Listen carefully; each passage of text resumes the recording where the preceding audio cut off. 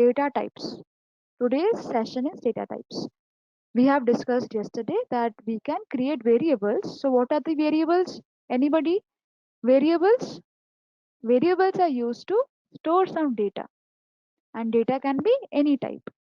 So variables are containers, and we can name that container with whatever name of our own choice. We are good with this. So this is our data. So now we are storing a data. Now we have to understand how different types of data we have. So data types are nothing but different types of data. Fine. So in Python, it's very simple. We only have three types of data. We only have three types of data. Let's let's look. I'll point out the main data. Mm,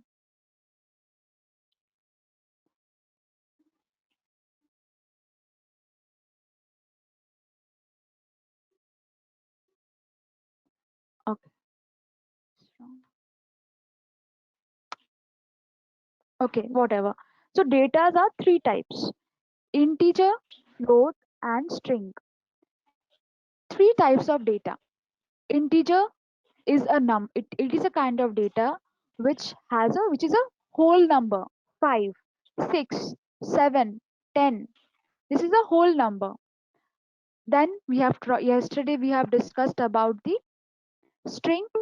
Yesterday we discussed about the string as well, right? So integer, it is a data type which can be 5, 6, 7. Why do we is a whole number. Then we have seen yesterday about string.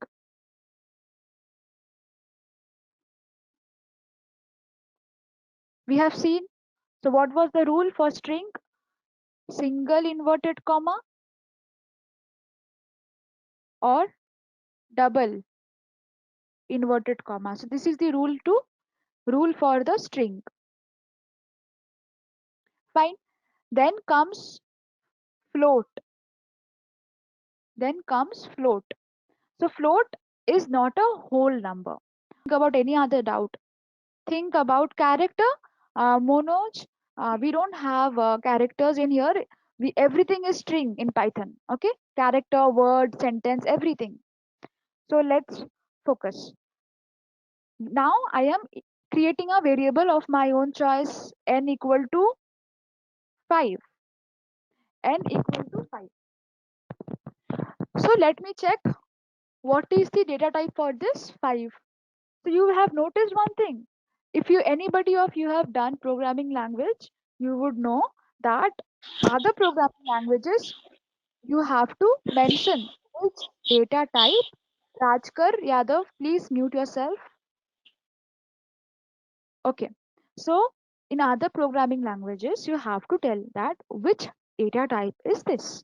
But in Python, you don't have to do that. Python will understand on its own that which data type is it in real. Okay, so let's see. I have done n equal to 5. Now I will check. So whenever you have to check the data type for anything, for a variable, especially when you want to check for a data type of a variable, you can just give this n over here. Okay, so this is my integer data type. Till then you can please mute yourself. So now next is my float. So I told you, so here if I put -5 also, no, so it will not change. It will still be integer because I don't have a decimal thing over here. Okay, so let's try differently.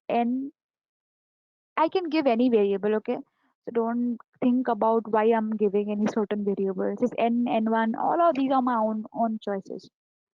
Now what I will write over here, I am purposefully trying to give a number which is float. So 4.5, something like this. So let's check the type. What should be the type? What should be the type? Like we just discussed, float. Float. Yes, float. Float. So this is called float. Okay. So you just have to give this decimal number and it will figure out what data type it is. Then comes a different variable where I want to give a string. So ABC, for example. So I will check the type for S. So what is the type? String. So short form for string is str. Yes. No, there is no range. Okay. You can give a very big number and still expect the integer. Fine, Kunal. So we don't have any complexity here. You can use integer every time. So you won't have to see the range, size, or nothing. Then comes, there is one possible way. Now, for example, I want to convert this n is right now my integer, right? The type for this n is integer.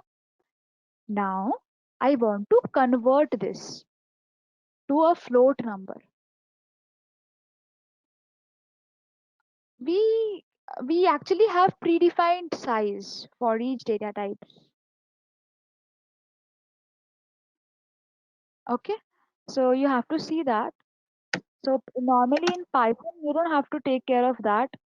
That Python does. So that Python has that memory management on its own, garbage cleaner. So it will figure it out for you. You won't have to bother about it. I think someone of you is still un unmuted. Please make sure you are on mute. If you say something, only unmute yourself. Otherwise, please mute yourself. Okay. So now, for example, I'm trying to convert a integer int to float. Int, I'm converting int to float. Fine. How will I do that? So my n is equal to 5, like I just saw, or any number. This I can figure out, right? That this is my integer. So I have to convert this n, which is integer now, to float. How can I do that? Just write float float. This is a keyword. Machine understands this word. It's not a alphabet, any kind of word. It's not a variable. It's a word, keyword. So whenever you want to convert anything to float, just mention that. So what is my n? N is my 5.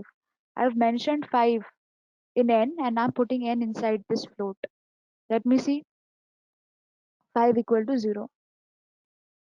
So the decimal, even though I don't have anything after dot, yes. So n equal to 5 and float is my n. So this is how it is. I have converted n successfully to a float. So now what if my n is equal to 5.3, 5.6, okay? I want to convert this into integer. So int, and I put n inside this. So what should I get? I should get 5.